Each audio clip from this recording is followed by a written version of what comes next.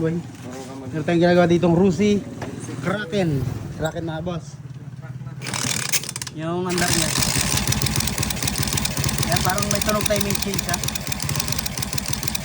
Tunog timing chain. Pero higit na yung timing chain niya.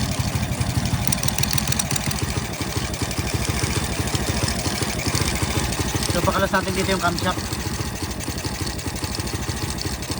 May natanggalin tayo tapos palyado eh. Kailangan mo nga.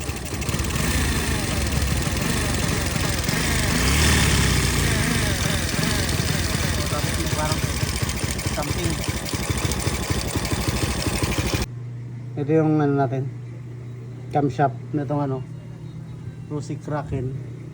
Ito yung tatanggalin natin. No? Ito. Ang labas na yung bearing nyo sa loob. Tatanggalin natin ito. Kasi itong isang to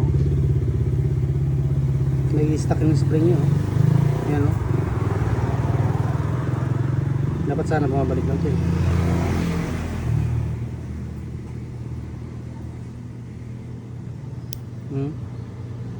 Yan dapat ganun na yun. So may problema na yung spring nyo, lutang na.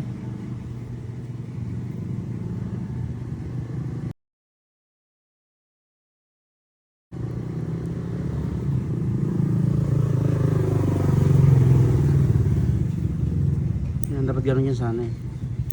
May kaso naglalak na minsan. So kailangan natin no, tanggalin to. Tanggalin natin yun. Ito lang naman yung hindi natin makitang ingay no. Alam ng mga expert mechanic yan ito. So, tsaka yun. Tanggalin muna natin. Yan. Ito yun. Maingay din to eh. Lagitik. Tapos bearing na lang ibabalik. Balik mo yung bearing. Stop. Hindi na yun. Okay.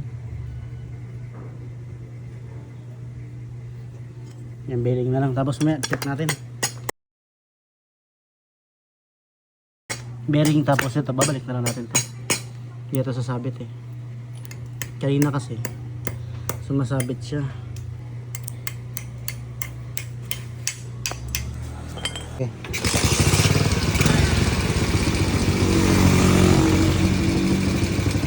Ganda na yung minor.